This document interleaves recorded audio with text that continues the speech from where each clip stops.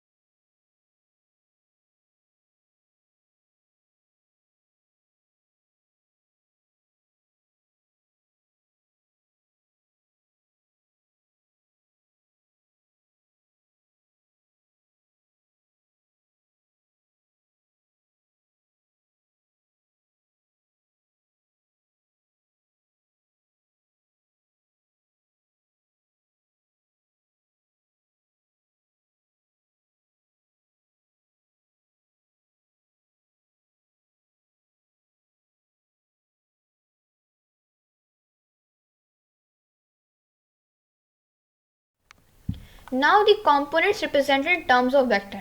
अब इन्हीं हमने जो अपने वेक्टर ए को उसके कंपोनेंट्स में रिजॉल्व किया, अगेन जब हम इन्हीं कंपोनेंट्स के थ्रू जो है वो अपने कंपोनेंट्स को किस तरह से फाइंड करना है वो फाइंड आउट करेंगे। Now consider triangle OPQ। अब यहाँ पे जो ग्राफ लाइक लास्ट हमने अपने प्लेन सिस्टम पे जो हमने वेक्टर को रिजॉल्व किया था, so a rectangle was obtained. Now इसी रेक्टेंगल में से जो OP है, लाइन OP, ये डायगोनल का काम कर रही है। और जब भी हम किसी रेक्टेंगल को उसके डायगोनल, क्योंकि डायगोनल जो है वो एक रेक्टेंगल को इक्वली जो है वो बाइसेक्ट करता है, सो अगर हम इस रेक्टेंगल को 2 पार्ट्स में डिवाइड करें, सो 2 ट्राइंगल्स विल बी ऑब्टेन्ड। हम इस पर ट्राइंगल OPQ को कंसिडर करने जा रहे हैं फिगर 2.15 के accordingly. Now in the triangle OPQ we have OQ is equal to AX, क्योंकि OQ x एक्सिस पे था तो ये AX को डिनोट कर रहा है। OP हमारे पास हमारा वेक्टर A है एंड PQ हमारा AY वेक्टर है और AY कंपोनेंट है and the theta is forming on x axis. Now base upon hypotenuse, cos theta is equal to base upon hypotenuse. Base upon hypotenuse equal होता है cos theta के, which is equal to AX upon A। हमने जब अपने components को split तो कर लिया, अब अगर इन कंपोनेंट्स को हमें फाइंड आउट कैसे करना है, अब हम वो फॉर्मूला ड्राइव करने जा रहे हैं। So cos theta is equal to base upon hypotenuse. हमने यहाँ पे cos थीटा क्यों यूज़ किया, क्योंकि हमें AX को फाइंड करना है एंड फॉर फाइंडिंग AX हमारे पास बेस है ट्राइंगल की, इस राइट ट्राइंगल की बेस है और राइट ट्राइंगल की बेस हमारे पास जो है वो हमें उसको फाइंड करना है। जब हमें बेस को फाइंड करना है और हमें वेक्टर A मालूम है तो हम cos थीटा को यूज़ करेंगे। cos theta is equal to base upon hypotenuse which is equal to AX upon A। Now AX upon A and now इस A को हम इधर शिफ्ट करके इक्वल के साइन को इधर शिफ्ट कर देंगे तो A cos theta is equal to AX और AX is equal to A cos theta. AX component को फाइंड करने के लिए हम वेक्टर A को cos थीटा जो एंगल गिवन होगा उससे हम मल्टीप्लाई करेंगे तो हमें AX कंपोनेंट ऑब्टेन हो जाएगा and this is the formula. Similarly अब हमें जब y कंपोनेंट को फाइंड करना हो तो फिर to find the y component और AY हम यूज़ करेंगे साइन थीटा। साइन थीटा हम क्यों यूज़ करेंगे, क्योंकि अब हमें परपेंडिकुलर जो है वो फाइंड करना है। इस राइट ट्राइंगल में हमारे पास परपेंडिकुलर है PQ विच इज़ AY को फाइंड करना है। अब हम वो फार्मूला यूज़ करेंगे एंगल्स का क्यों जिसमें हमें परपेंडिकुलर अपना ऑब्टेन हो जाए, so that is perpendicular upon hypotenuse and that is equal to sine theta. So sine theta is equal to perpendicular upon hypotenuse which is equal to AY and A। Values put कर दी and again हम A को shift कर देंगे equal के उधर side other side पे, so AY is equal to A sine theta. अब AY कॉम्पोनेंट को फाइंड करने के लिए वेक्टर A के मैग्नीट्यूड को मल्टीप्लाई करेंगे साइन इनटू दी एंगल, जो एंगल हम या फॉर्म हम होगा जो गिवन होगा उससे मल्टीप्लाई करेंगे तो AY कंपोनेंट ऑब्टेन हो जाएगा। इक्वेशन 2 एंड इक्वेशन 3 रिप्रेजेंट करती है components of in terms of its vector. जो वेक्टर को हमने स्प्लिट किया है उनके कंपोनेंट्स का मैग्नीट्यूड फाइंड करने के लिए हम ये 2 इक्वेशंस यूज़ करेंगे। नाउ इक्वेशन 2 इक्वेशन 3 को हम इक्वेशन 1 में पुट करेंगे जो हमने पहले ड्राइव की थी, और इक्वेशन 1 थी vector is equal to AX plus AY। जब AX और AY ये हमारे पास इक्वेशन थी हमने उसमें पुट कर दिया, सो AX की वैल्यू है A cos theta into I cap plus A sine theta जो कि AY की वैल्यू है इंटू जे कैप। ये हमारे पास जो है वो फार्मूला ऑब्टेन हुआ, एक इक्वेशन ऑब्टेन हुई। नाउ क्योंकि अब हमारे पास एक राइट ट्राइंगल गिवन है and in right angle triangle we will use the Pythagoras theorem which is equal to hypotenuse square equal to base square plus perpendicular square. So इस right triangle में हमने hypotenuse square equal to base square plus perpendicular square का formula use करते हुए Pythagoras theorem को use करते हुए इसको स्क्वायरिंग करेंगे, और स्क्वायरिंग करने के बाद स्क्वायर किया तो hypotenuse equal to base square plus perpendicular square under root. हमने यहाँ पे पाइथागोरस थ्योरम क्यों यूज़ किया, क्योंकि अब हमने वेक्टर ए का मैग्नीट्यूड फाइंड करना है। पहले हमने अपने वेक्टर्स को स्प्लिट किया, जो अपना वेक्टर ए था सिंगल उसको स्प्लिट किया उसके कंपोनेंट्स में, देन हमें जब उसके कंपोनेंट्स ऑब्टेन हो गए फिर हमने इन कंपोनेंट्स को उन कंपोनेंट्स के मैग्नीट्यूड को फाइंड आउट करने के लिए हमने फार्मूला ड्राइव किया, और जब हमें दोनों कंपोनेंट्स के मैग्नीट्यूड मालूम होंगे तो हम अपना जो वेक्टर ए है उसका मैग्नीट्यूड सिंपली इन दोनों को ऐड करने से ऑब्टेन करेंगे। बट उनको ऐड नहीं, सिंपल तरीके से ऐड नहीं करेंगे क्योंकि वेक्टर्स हैं और वेक्टर्स में डायरेक्शन भी होती है।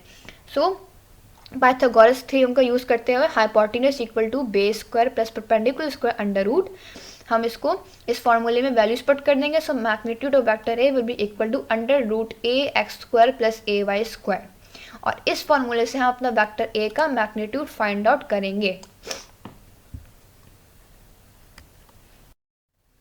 So the magnitude of vector can now be determined if the values of the magnitudes of components are known। वही बात जो मैंने अभी एक्सप्लेन की कि हमारे पास जो पहले हमने कंपोनेंट्स के हमें मैग्नीट्यूड पता होंगे तो हम अपना जो ओरिजिनल वेक्टर है जिसको स्प्लिट किया गया था उसका भी मैग्नीट्यूड दोनों को ऐड करके थ्रू पाइथागोरस थ्योरम हम फाइंड आउट कर लेंगे। अब क्योंकि वेक्टर्स हमारे पास वो क्वांटिटीज़ हैं जिसमें डायरेक्शन भी होती है, so we also have to determine the direction. And for direction, अब डायरेक्शन हमारे पास कैसे फाइंड आउट करेंगे? Tangent theta is equal to perpendicular upon base. Tangent हमने यहाँ पे क्यों यूज़ किया?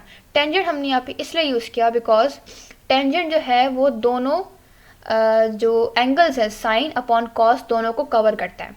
Ten theta is equal to sine theta upon cos theta. Sine और अपॉन कॉस को हम अगर डिवाइड करें तो 10 ही इक्वल होता है। So perpendicular upon base equal होता है टेंजेंट के। दैट इज़ वाई हमने टेंजेंट यूज़ किया कि उसमें हमारे पास तीनों जो एंगल्स हैं वो कवर हो रहे हैं। So it is equal to A Y upon A X, values पर पुट कर दी, एंड देन टेंजेंट को यहाँ पे थीटा से मल्टीप्लाई हो रहा था, अदर साइड पे ले जाएंगे, शिफ्ट कर देंगे तो वो टेंजेंट इन्वर्स हो जाएगा। So tangent inverse into ay upon ax, and through this formula we can find the direction of our given vector। अच्छा, ये तो हो गए हमारे पास टू प्लेन सिस्टम में, यानी कि टू डायमेंशनल एक्सिस पे, 2D एक्सिस पे, 2D प्लेन पे, कि हमारे पास जो 2 डायमेंशनल प्लेन होता है उस पर 2 ही एक्सिस होते हैं, एक्स एंड वाई। बट हमारे पास अगर 3D प्लेन आ जाए, यानी कि 3 डायमेंशनल कॉम्पोनेंट्स आ जाएँ, तो सिंपली हम उसमें z एक्सिस का इजाफा कर देंगे और z एक्सिस को इंक्लूड कर देंगे। तो सिंपल तब हमारे पास वेक्टर ए का मैग्नीट्यूड हो जाएगा ए X square plus A Y square plus A Z square, और जितने भी हमारे पास प्लेन्स बढ़ते जाएंगे हम इनको प्लेन्स के थ्रू ऐड करते जाएंगे। बट मेनली हमारे पास 3 एक्सिस यूज़ होते हैं, बट हमारे सिलेबस में या हमारे उसमें सिर्फ 2 ही मेनली जो यूज़ होते हैं वो एक्स एंड वाई यूज़ होते हैं। जेड एक्सेस जो है वो बहुत जो है वो मिनिममली यूज़ होता है। Thank you students for listening, और अगर आपको मेरी वीडियो पसंद आई तो इसको ज़रूर सब्सक्राइब कीजिएगा। अल्लाह हाफिज़।